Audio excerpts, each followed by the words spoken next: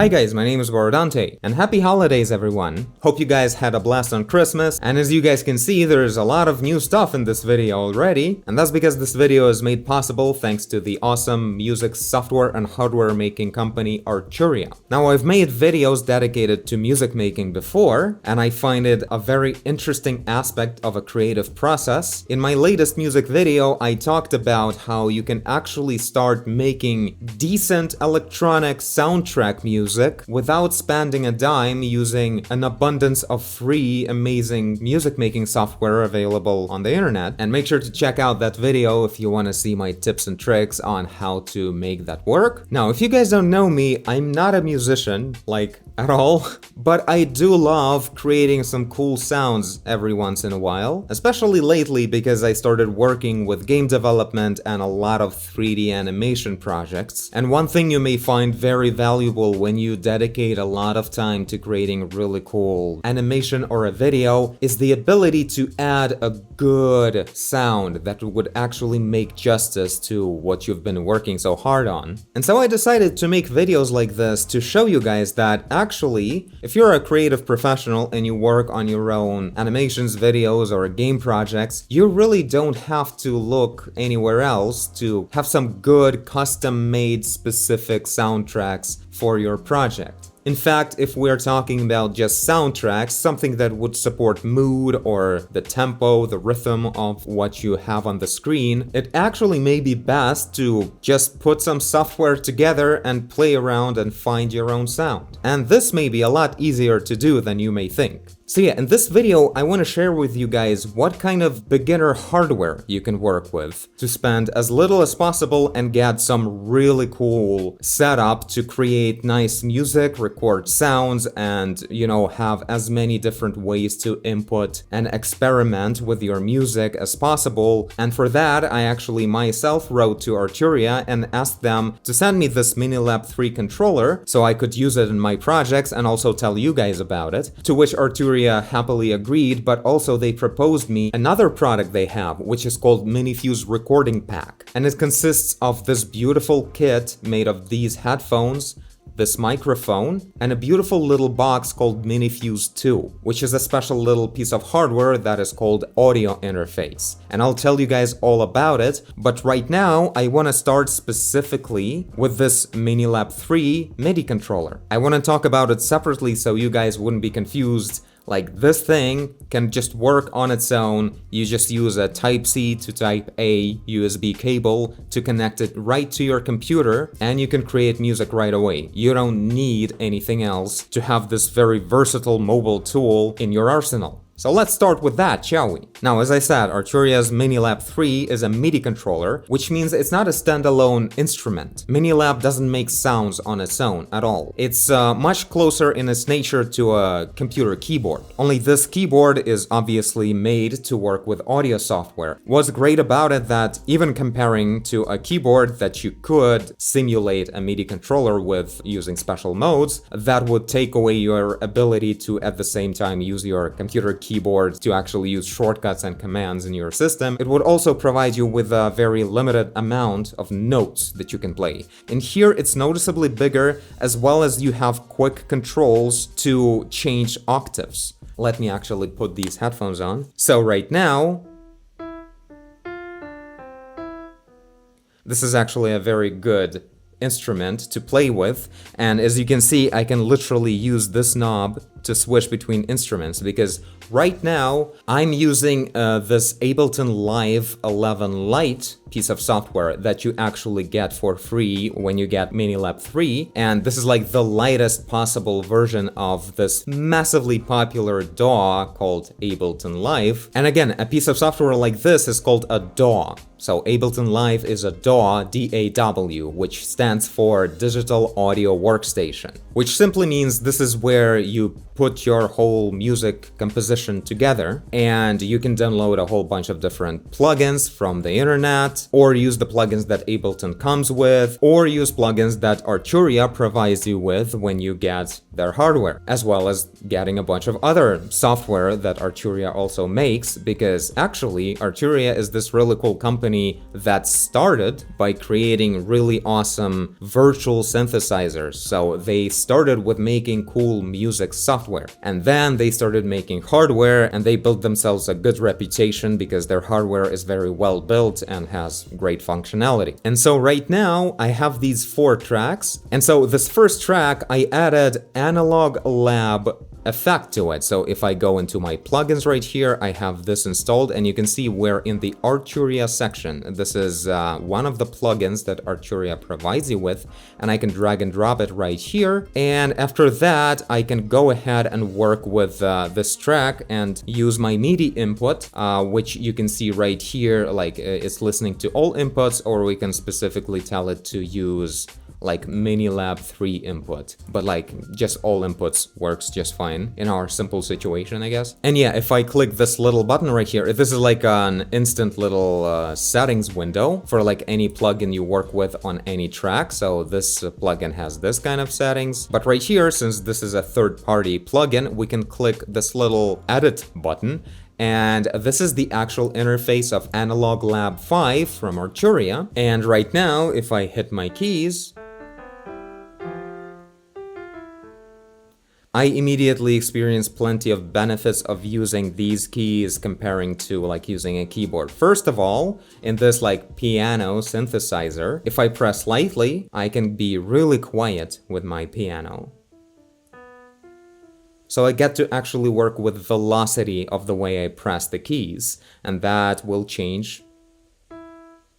It will change the way the sound actually is coming out of this particular instrument. And some instruments react to this, some of them don't, but in any case, this is really cool to be able to create something like this, which is impossible to do with a standard computer keyboard, while there's plenty of other things on top here that also make you a lot more quick and snappy with the way you control your instrument. You can see we have these 8 knobs right here, and they, since we're actually using Arturia's software right now, they all perfectly correspond to these 8 virtual knobs right here. So if I'll be playing,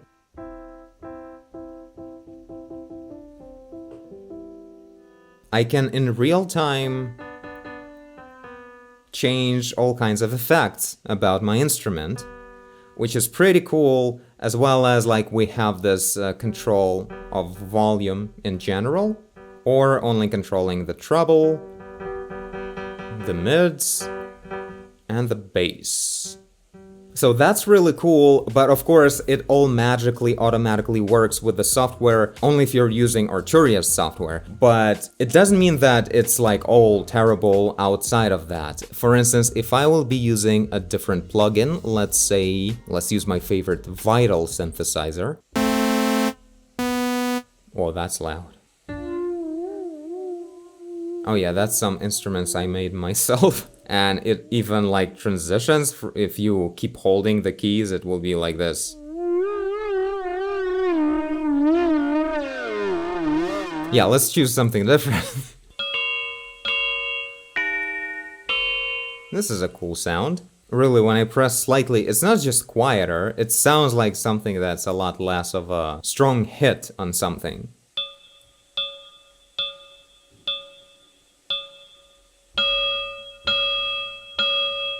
But stronger, it's a completely different sound. But yeah, in this like different plugin that's not from Arturia, these knobs won't automatically do anything. But actually what you can do is pretty easy and simple. You can right click and use, like, always look for a Learn MIDI button. That's pretty much what you need to look for. And then just find... Let's use this one. So I'll right click on Learn MIDI. And that's it, I just spinned this knob and it immediately learned that it needs to control this. That's all you need to do. And right now, I'm controlling that little effect on this instrument. Man, I never heard, like, I only went through all these sounds in Vital when I only had a computer keyboard to input, and now it's like the sounds are like changing so much depending on how quickly you press the keys. It's such a different dimension of things. It will be so cool to create some kind of horror soundtrack using this kind of sound.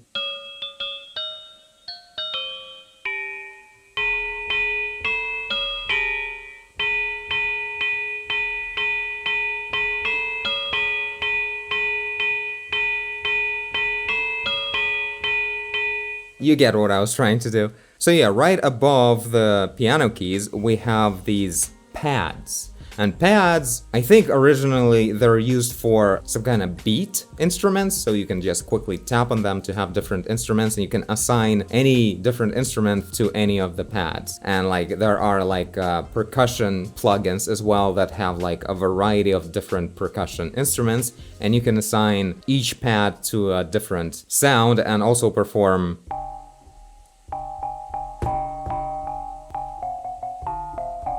different sounds with them depending on how strongly you tap on them. But in this case, like automatically the pads are used as like more of these keys but at a much lower octave. So you can kind of play the same instrument with like a greater variety of sound by adding these more bass heavy notes right here. So you can go with...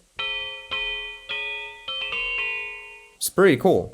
But there's also a thing, if you hold shift, these buttons become like a different set of functionalities here, and you can actually change the bank for these pads. And there's like bank A and bank B, and bank B, it's actually higher in its pitch than the lowest key right here. So there's a way to create those banks, like presets of which notes are assigned to these pads, and quickly change them. All of that can be done in this little piece of software, which is this MIDI control center. And there's all kinds of settings in here. You can have your own presets and do whatever you want with them, down to like defining which color exactly every pad is supposed to glow with. So right now, if I choose like a red color or like this hot pink color to this particular pad, and I hit store to user 1, you will see that immediately we get this color on this pad. So that's cool. Also, there's a bunch of other settings. Of course, like you can go ahead and turn off all the backlights and just have this little display that shows some info. And yeah, if you use some of the modes, they will start glowing up. Like if you go higher in the octave and lower and lower. So this is actually the way you work with like a shorter MIDI keyboard like this, is that you can play here.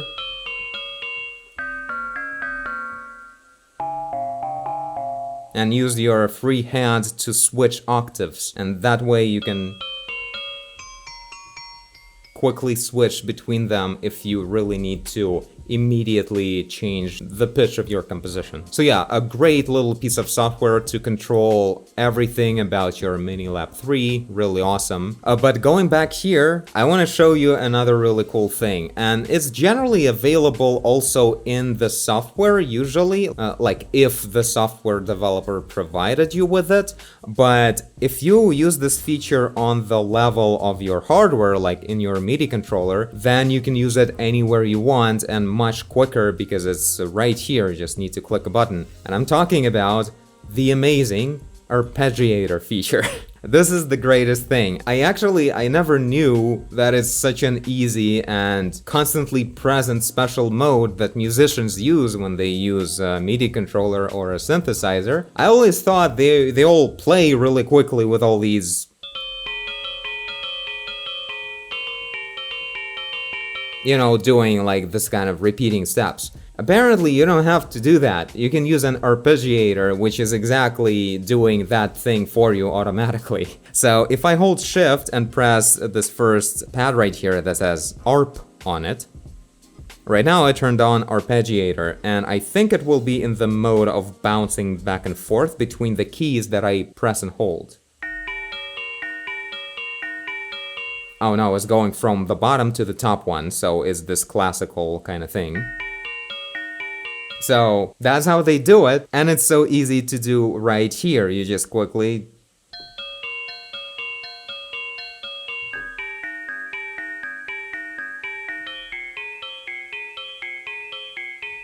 I'm still bad at it, but it's doing its best with my terrible skill in real-time music performance. But like if I hold shift and press and hold arpeggiator, we have a bunch of settings right here. And you can use this knob to switch between them and then like press on it and change it. But what's really cool, we can see that it's like 8 different settings. And actually, when we're in this mode, when I press and hold on the arpeggiator, all these knobs are now changing these settings. So if I press and hold, by the way, another feature is like this hold button, which means you can press and it just keeps going. You don't have to hold anything.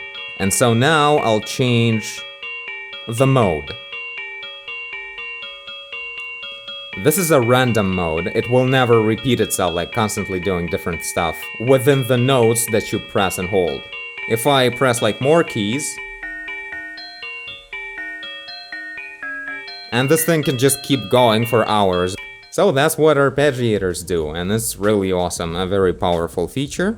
But yeah, the fun thing about working with a MIDI controller, like what to take away from this. This thing lets you quickly and easily access many different cool ways to work with this virtual instrument that you're running on your computer. There's also this kind of features called swing.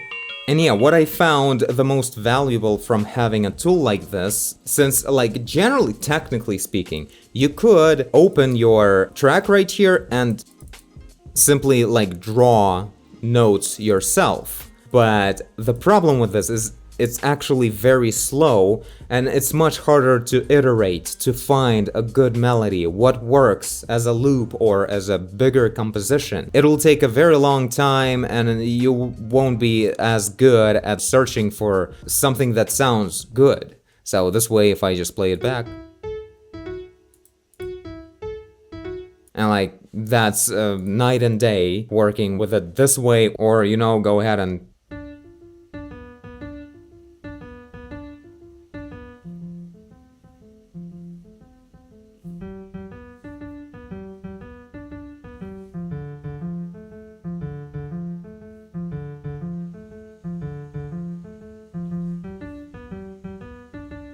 with or without an arpeggiator, you can just go ahead and click record.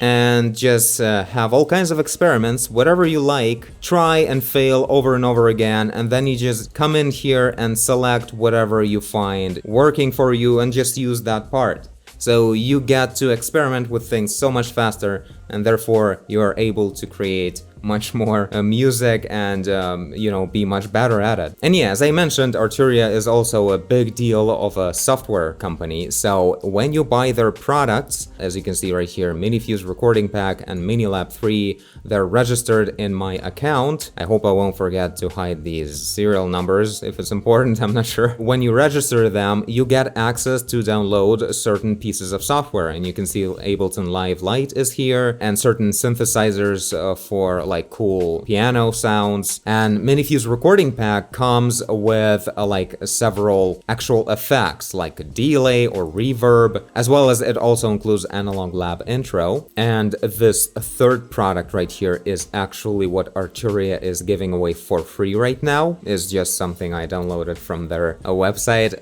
This is a really cool, complex sound altering effect with a lot of cool features to it and the interface. If you like collecting free VST plugins, you can grab EFX Refract from Arturia right now. But yeah, I also wanted to show you guys, I've been working on putting together my own portfolio right now as a 3D generalist artist. I was putting together some of the stuff and I was having a problem, like I created like my own quick reels to show just the effects part that Nadia and I worked on, and like I needed music for that, so I went ahead and used MiniLab to work on some of that. So this is what this video sounds like.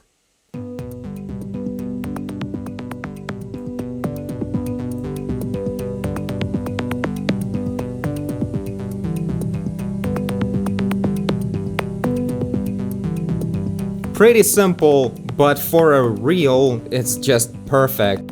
I was able to dial in just the right mood and tempo, to get something that will look very nice with this kind of visual effects, with the visual style of this video. So yeah, a lot of fun here. Another one I did is this Ediel's mask. If we play it, it has an even extra like special sync with the way the shots change in the video.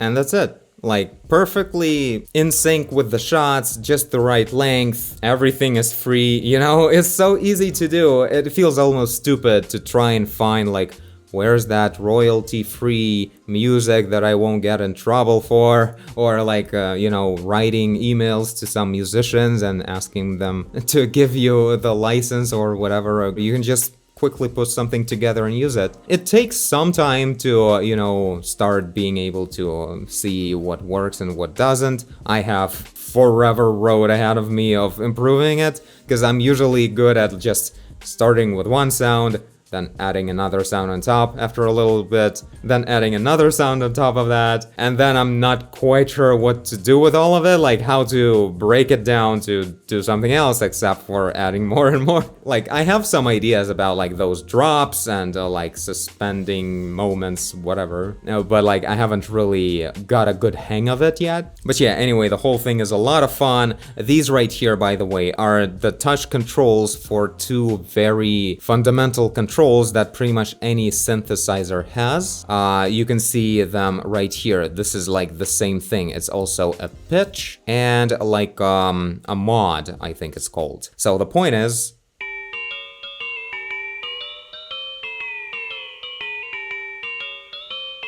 that's what a pitch wheel does. And a mod, it depends on the way it's set up, but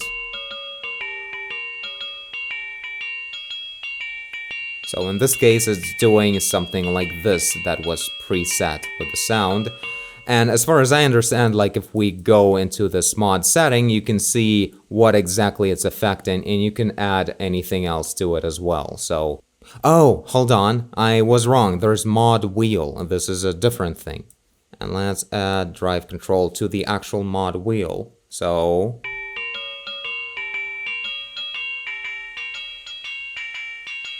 oh yeah, that's a drive now. But if we remove this other thing that was here before and just keep the drive, that's gonna be the good beefy stuff.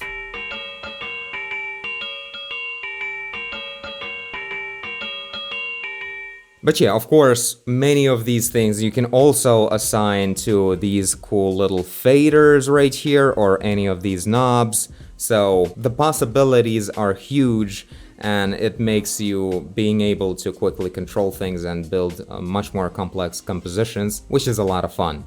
Now, that's what I wanted to tell you guys about MiniLab 3. Now, let me quickly cover this whole cool setup of MiniFuse recording pack. So, as I said, it consists of these headphones, this microphone with a pop filter and a shock mount and a cable.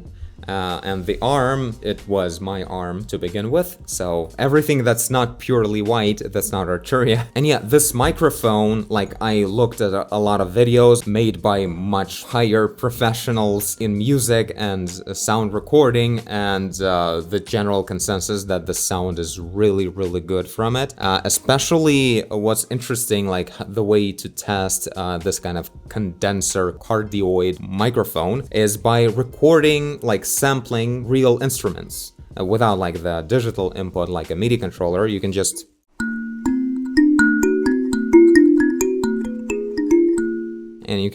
go ahead and play and record things, and then use different so-called samplers, which are also the type of virtual instruments or some kind of plugins that you can download or find in your DAW that let you use these sounds that you record and then use the keys or different ways to manipulate that sound in real time to create cool new compositions with these real textured sounds of actual recording from real instruments.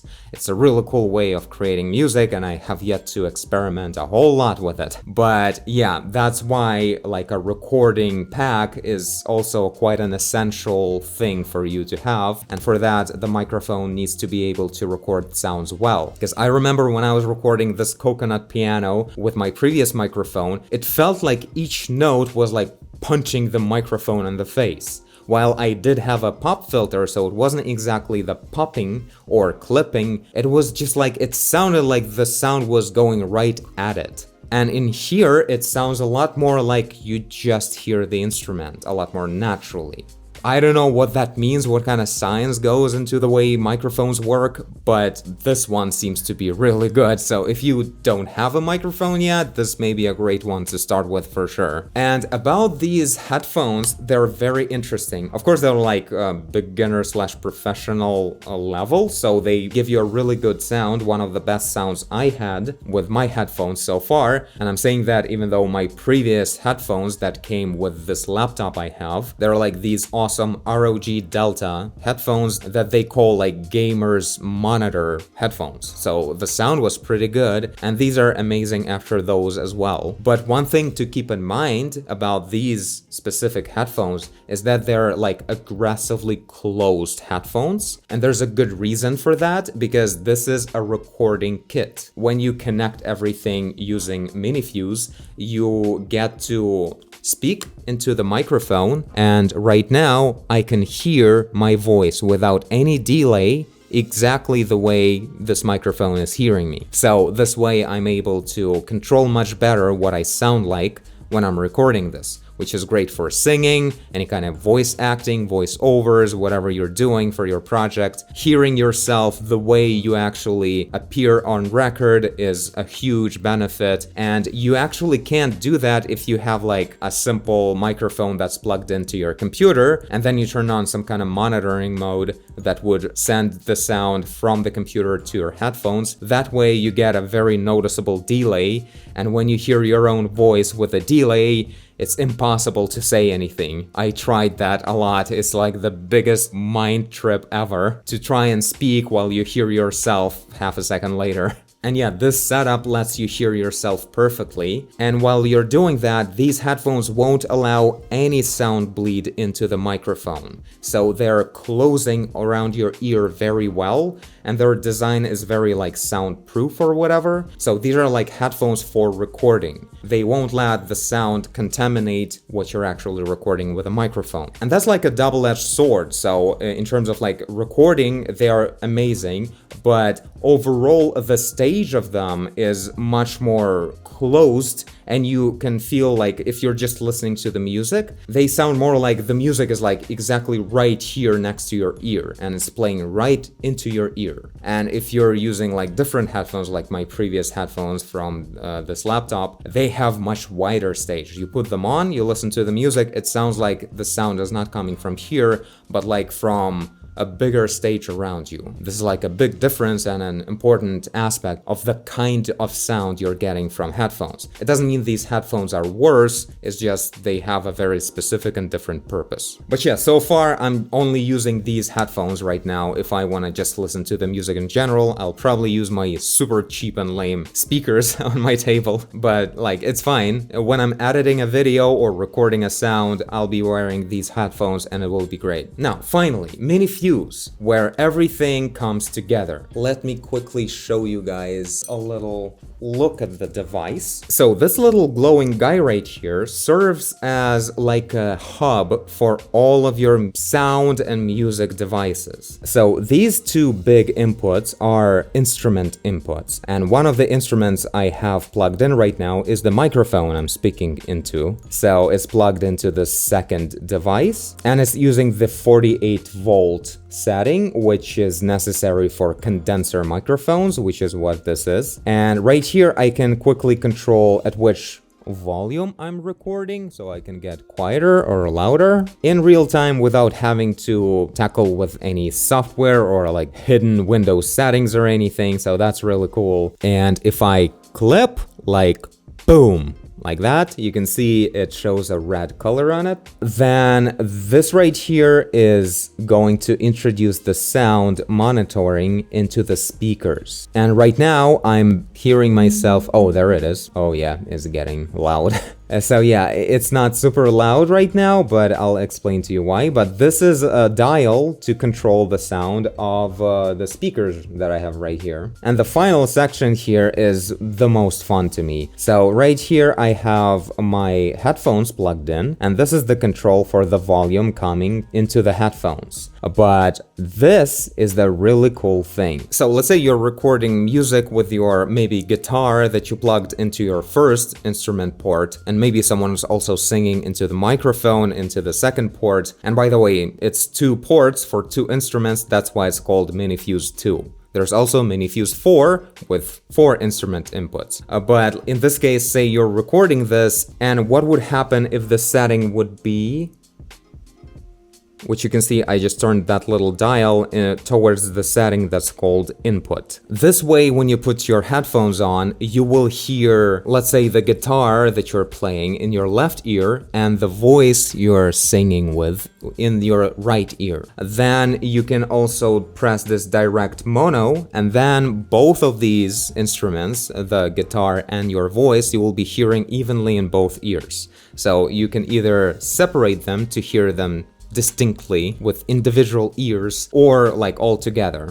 All together is more of a natural way to do it, of course, but maybe there's benefit to that stereo separation. But this final knob right here is my favorite thing about MiniFuse. So if I put it right here, like in the middle, I will be hearing my voice and or instrument, but like in this case, I only have the microphone, so I will be hearing my voice and I will be hearing the sound coming from Windows. Maybe if I would just hit play and I will be hearing the music in my ears and singing into the microphone, I will be at the same time hearing the sound of the music that's played on the computer and my voice as well, just to be able to hear everything clearly at the same time. But if I turned it to the left, the Windows sound will become quieter and my voice sound will become louder in my ears. All of this is the monitoring settings. You're just controlling how sound is going into your headphones or speakers. If you turn up the speaker volume, it will receive the same blend of sounds. And if I turn this blending node all the way to the right, this way I won't be hearing my voice at all and I will only be hearing what's coming from the computer. So these are really cool settings to record anything you want, to plug in all the things you need to create music or record sound or play the sound on different devices, all into one place. And then this little box uses just one little Type-C cable to connect with your laptop, and that's it. So yeah, at first I thought of this MiniFuse, like this audio interface, like, wow, this is like some kind of professional, musician piece of hardware. It seems like there's gonna be like a lot of cables and this whole separate thing just for the sound. Do I need all of that? Seems like a lot, like it will introduce some kind of mess on my table. In reality, I then realized I need to plug into my laptop a microphone, headphones, speakers, MIDI controller. So 4 things need to plug into my laptop. And then I will have all kinds of trouble controlling all of this through my Windows settings here, where there's like these freaking VR audio settings show up all the time. You can't get rid of those. Like there's a convoluted mess of different devices you need to switch between. It's all a mess. But in here you have this one little box. Everything that's about sound is plugged into it, and you can just quickly use these mechanical, awesome, resistive like dials to control everything, to see if something's clipping or not, to control how exactly sound goes into your headphones or into the speakers or into your computer. And then just one Type-C cable goes into your laptop, and that's it. So your laptop is much cleaner when you have an audio interface, because it takes care of all of these cables that are used with these audio devices. So yeah, it turned out to be a really cool thing. Pretty much it grabs one of the most annoying things I've ever experienced in a Windows computer. Can't speak for sure about Mac, but I don't remember them having a dedicated, easy to use interface to switch between audio devices and quickly change their settings. In here, it's right there on the table. You can just reach for them and quickly tweak anything you want about whichever sound you want to go wherever you want it to go.